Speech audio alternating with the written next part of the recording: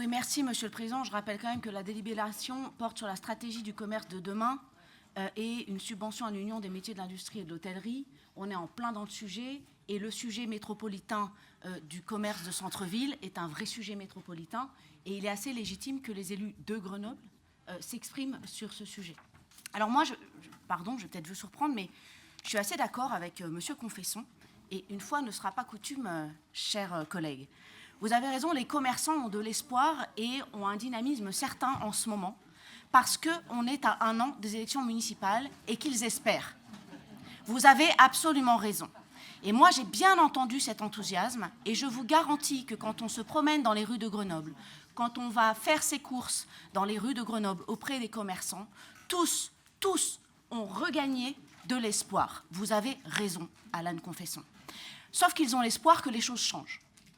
Et c'est cela que peut-être vous identifiez comme soudainement un soutien ou un allant d'une normalité ou d'une banalité, comme quoi tout se passerait pareil dans tous les centres-villes. C'est évidemment faux, ça va de soi, et d'aucuns qui se promènent dans d'autres villes peuvent aisément le constater, Monsieur Confesson.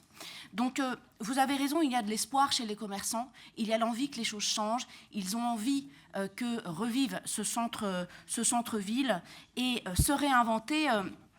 Madame Éringer, je suis assez d'accord avec vous, réinventer le commerce du centre-ville. Ça, pour le coup, beaucoup de villes y pensent, beaucoup d'aménageurs et d'urbanistes y pensent.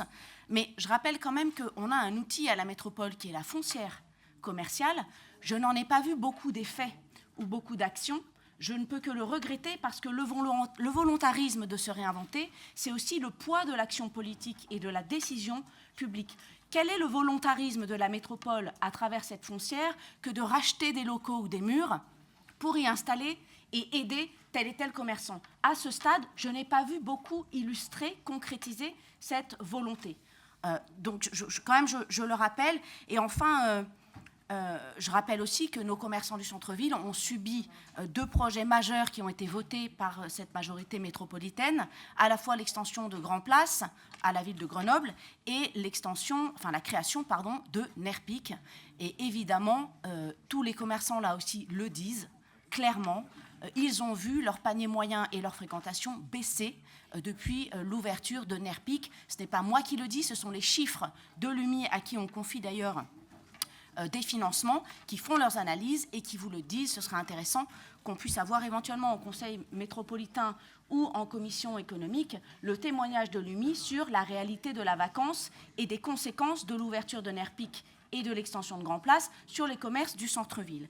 Et enfin, sur la durabilité, là aussi je rebondis parce que, chers collègues, la durabilité, lorsqu'on a voté et qu'on est OK avec l'installation de Primark à Grand Place, moi, je suis désolée, sur les questions de fast fashion, on a déjà eu ce débat en métropole, en conseil métropolitain. C'est assez insupportable de voir soudainement les pourfendeurs de la durabilité et du commerce de proximité, etc., se réjouir de l'installation d'une enseigne telle que Primark. Donc, Monsieur Confesson, je pense que nous partageons l'identification d'un certain enthousiasme, mais je pense qu'il serait de bon ton que vous interrogiez les commerçants sur la nature de leur enthousiasme. Et bien sûr que tous, nous allons nous mobiliser pour qu'il y ait un vrai changement en 2026 et que nous puissions faire vivre à nouveau ce centre-ville et notamment ses commerçants. Merci.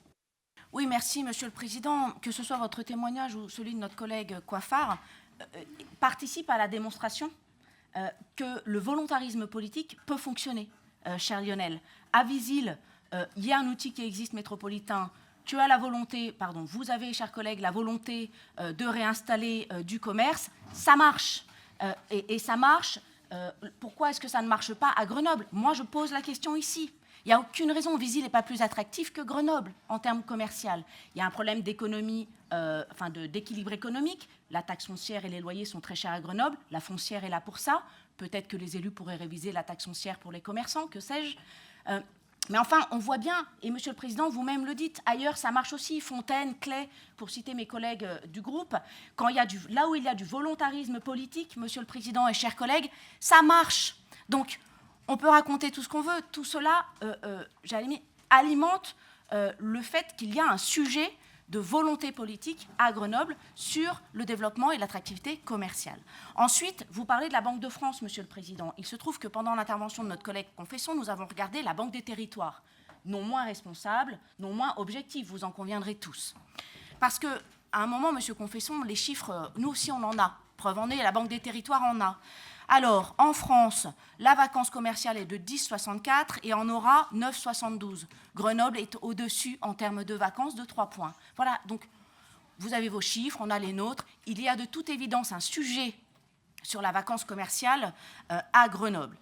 Ensuite, vous dire qu'il y a à l'intérieur de l'enjeu de la vacance 2 éléments que l'UMI, dans ses études, et notamment celles de 2023 et 2024, démontre, c'est que, 1, le niveau qualitatif de l'offre des commerces qui s'installent baisse à Grenoble. Vous savez, il y a des rangs de niveau de commerce. On voit bien que les enseignes, celles qui sont les plus, j'allais dire luxueuses, mais ce n'est pas forcément le cas, mais qui sont plus haut de gamme, s'en vont.